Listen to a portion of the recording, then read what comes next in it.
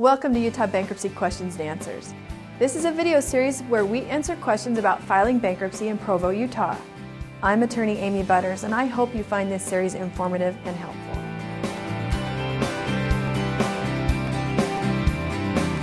Welcome to video 6.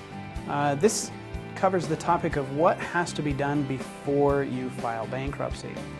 Now, getting ready to file, you're going to want to gather up all of your income documents. That means taxes for the last 2 years, pay stubs for the last 60 days, bank statements for the last 60 days. And by the way, that's a starting point. It is possible that the court and the trustee could say, well, we want to see more. We want to see 90 days, or we want to see the last year. This could really be applicable if you're a small business owner and they say, well, we want to see a profit and loss, or we want to see the business accounts too. We want to see other things. So this is a good basis to start with, but don't think that, hey, I've provided everything, don't ask me for more, because that's unrealistic. Also, you want to try and sit down and take a catalog of all your debts. Now, most good bankruptcy lawyers will pull your credit. So they're going to have a credit report, but there's creditors that don't report to the credit bureaus. I mean, there are things out there that could be hanging around, and you want to make sure that everything's covered. So try as hard as you can. And there's aspects of the law that cover you if you did your level best to try and notify everyone, and somebody by chance got left out and weren't notified of the bankruptcy filing. This is a theme that's going to come up a lot in these videos. Find a good lawyer, okay? Getting ready to file, that's part of the process. You want to make sure you have somebody, and my advice is find somebody who's pro-consumer. There are lawyers out there who are what I consider kind of a mill. They just want to turn the numbers through and make the process as efficient as possible, spend as little time on each case so that they are making a more lucrative per hour fee, okay? That's probably not who you want to go to unless you think that cheaper's better and you just want in and out as quick as possible. And if you don't have a complex case, maybe that's right for you, but I don't highly recommend it. Get credit counseling. This is a pre-filing requirement, okay? It's required by law, but it's also a good idea. You should do it, okay? Obviously, there's been a problem, and I'm not saying that you're in bankruptcy just because you're a slouch or a poor debt manager, but still, they have good concepts and good advice that all of us can use. Now, here's something that I have to approach a little bit carefully because I don't want anyone to get the wrong idea. But you're going to want to talk to the lawyer that you finally end up working with about who to pay and who not to. And this is important, an important strategy to the overall bankruptcy, because the last thing you want is to be, if you're sitting there saying, well, how do I pay for the bankruptcy? I'm bankrupt, I'm broke, how do I pay this lawyer? Well, if you're giving your car back, don't go make your car payment. That doesn't make any sense, okay? Get in, pool your resources, see what you have available, see what you have to pay, and don't pay the rest of the stuff because you're handling it in the bankruptcy, and then make sure that your lawyer gets compensated for their time because they're obviously helping you. Okay. Now it brings me to the next subject, which also has to be approached a little bit cautiously, and that's pre-planning.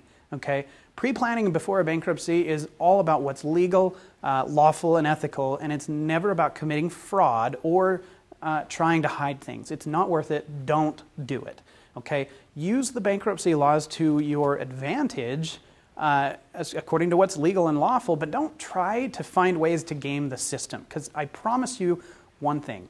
Trustees and bankruptcy judges are trained to look for signs of abuse. And probably the harebrained scheme that you might have come up with has already been tried, they've already thought of it, and they already know how to look for it. Okay, so this could mean loss of assets or worse, even jail time. Okay, don't try to game the bankruptcy system. It's just not worth it. And finally, pre-planning, it bears mentioning, again, as I mentioned earlier, knowing who to pay and who not to pay. Okay, that's an important aspect of planning your bankruptcy. Now, one other thing that we talked about before you file is the credit counseling, and I want to give you just a word on credit counseling. Some companies are great, and others not so much. There are very reputable companies out there, and there are some straight-up scams. And in particular, I want to talk about CCC or consumer credit counseling type companies. Okay, these are the ones that say avoid bankruptcy, don't go file, we'll help you. You make a payment to them and then they pay all of your creditors. Well, guess what? Here's the dirty little secret on consumer credit counseling programs. All of your creditors that are now being paid through that program are going to start reporting to the Bureau that you are in a repayment plan. And guess what the credit bureau thinks of repayment plans? It does to your score exactly what a Chapter 13 bankruptcy would do to your score. So have you gained anything by going through this other non-legal type of solution?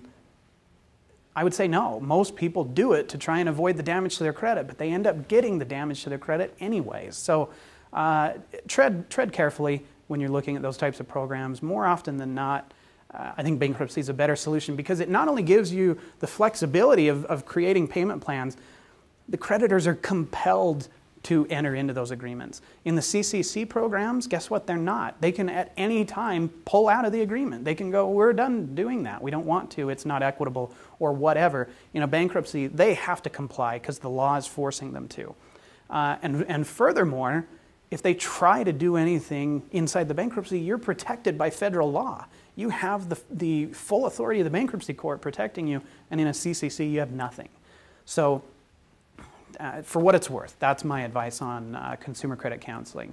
And then look for a friend or a group or a nonprofit agency that offers some counseling, some good advice, maybe a course, some booklets and manuals and things you can do with a spouse, even with your kids. I think it's a tremendous idea, if you're in this position, to involve your children. You may not have to say, hey, guess what, mom and dad are bankrupt, but you could say, hey, you know what? We've learned some really important things, and I think it's important for you guys to understand X, Y, and Z. So, for what it's worth. Now, if you enjoyed this video, but you feel like you still have some unanswered questions, don't worry. We've got you covered. We've actually created an entire video series that answers all the commonly asked questions about bankruptcy in Utah.